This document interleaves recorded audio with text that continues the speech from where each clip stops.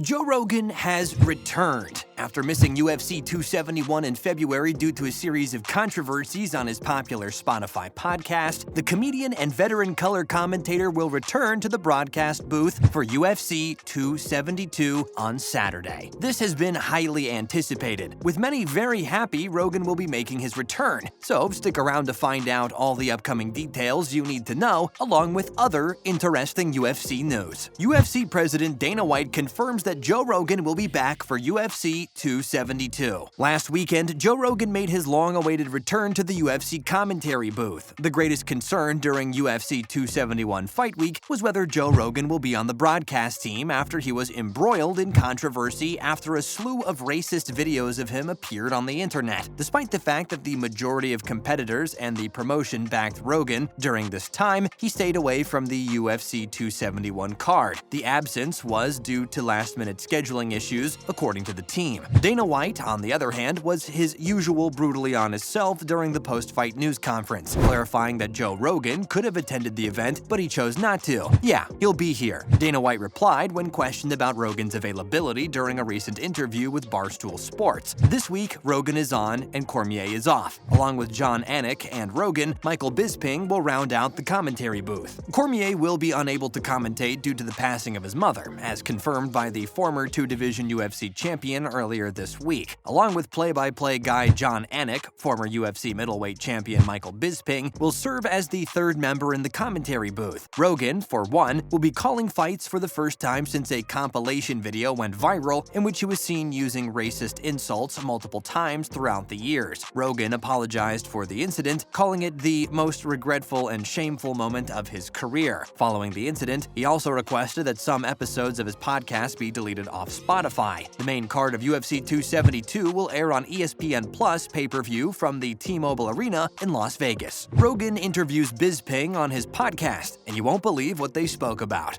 Joe Rogan, a UFC commentator, is a man of multiple abilities who excels at almost everything he does. He's a stand-up comedian and the host of his own podcast, in addition to being an excellent pundit and analyst. The Joe Rogan Experience is currently one of the most popular podcasts on the planet. Joe Rogan recently interviewed former UFC champion Michael Bisping to appear as a guest on his show. During the episode, the two talked about a variety of issues and shared some of their strange dreams with one another. "That reminds me of a nightmare I experienced recently," Rogan added. "I had a nightmare recently that I needed to urinate so badly that I peed on the floor of a restaurant thinking no one would notice. It's the strangest dream," he said. "Like, I'm just reliving it now. I feel like I was caught up in a dream and had to punch it out quickly, but I was trying to pee on the floor in a restaurant or something like that. What exactly is it? Decipher that, for example." Rogan wasn't the only one who spoke about this ordeal. Bisping also discussed his night terror episodes with Rogan. "I have a lot of night terrors," the former UFC champion stated. "I'm thinking they're like extreme dreams. I'm a night owl who wakes up screaming and doing strange things. I had one of my episodes on Christmas morning. While many fans probably didn't expect this exchange, we sure do love learning things about our favorite UFC stars that are random and seemingly unrelated to the sport. A deeper glance into their personal, private life is always exciting."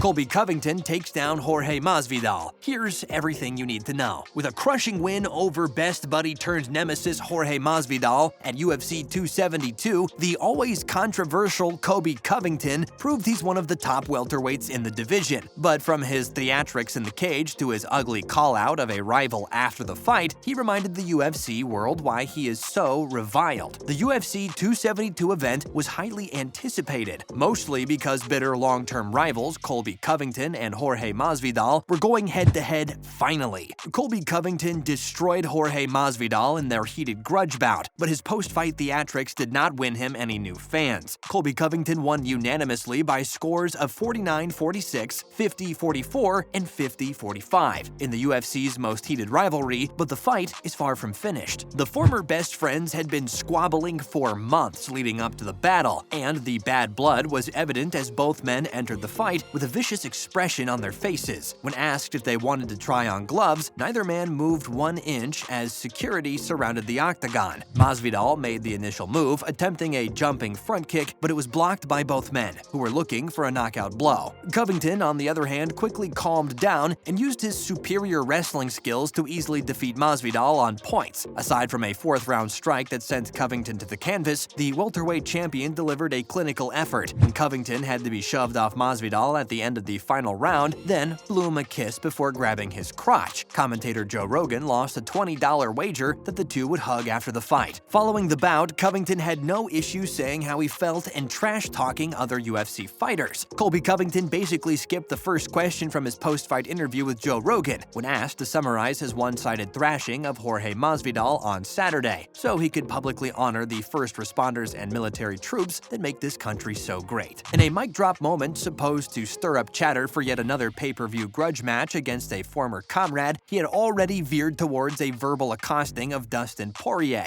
and his family after only 30 seconds. "I recently cleaned up the streets of Miami, now it's time to clean up the swamps of Louisiana," he remarked. "Didn't you say where you were at, Dustin Poirier? You said it was on site. Dustin, tell me where it is. Bring that Jezebel of a wife, as well as Conor's tiny kid. You'll be the next." Covington then exited the ring and walked away from the microphone. Following Conor McGregor's second fight with Poirier being slammed for the Irishman's personal assault on Poirier and his family, Twitter slammed Covington's assault on the lightweight, with many disgusted at his comments. Covington, 34, is one of the finest fighters in the promotion who's currently without a UFC belt around his waist, among Max Holloway, Robert Whittaker, Justin Gaethje, and Dustin Poirier. However, as long as Kamaru Usman, who has twice defeated Covington in competitive championship battles, is the defending welterweight champion, Covington's prospects of receiving a third opportunity at claiming one are slim. Whether you believe Covington's transformation from soft-spoken comrade to MMA's #1 public adversary spared him from being cut early in his UFC career, it's the reason he appears ready to make the most of the physical peak and financial future he has left. But unless the UFC decides this is a matchup it must pursue, Poirier is unlikely to move weight classes and postpone his own title hopes in order to fight Covington. Money, as it always does, is a powerful motivator. Only time will tell, seeing if Poirier will get in the ring with Covington. But as you can already see, Dustin Poirier seems far from interested in any type of bout with Covington. Drake places 6-figure bet on Masvidal and loses. Here's what Covington had to say about it. In other news, Drake put $275,000 on the line in a wager on Jorge Masvidal ahead of UFC 272, and Colby Covington has retaliated. Masvidal was the underdog in his highly anticipated showdown with sworn foe Covington, but the musical personality definitely recognized something in the 37-year-old. Masvidal, on the other hand, battled to escape Covington's grasp, conceding after the bout that he needed to improve his wrestling. Meanwhile, Covington conceded that his performance was not his finest, but he took pride in proving Drake wrong by calling him out during the post-fight press conference. He said, "Let's talk about all the money Drake lost tonight. He should go back to recording albums." Following the fight, Covington was his normal trash-talking self, challenging Dustin Poirier to a bout and even taking shots at Poirier's family. But shockingly, the American later admitted that his victory over Masvidal was, quote, "not my finest effort," admitting that he had let his emotions get the best of him. And there you have it. Everything you need to know about Dana White and how he confirmed Joe Rogan was going to be back for last weekend's UFC 272 event. Additionally, we also touched on Covington and his recent win over Masvidal and how he has been trash-talking basically everyone he can, including Dustin Poirier and famous rapper Drake. Make sure to let us know your thoughts down below. What did you think about Covington's win? Do you think Poirier would get in the ring with Colby? Let us know down below. But if you enjoyed today's video, don't forget to like and subscribe so you never miss any of our new and upcoming content in the future. Thanks for watching. We'll see you next time.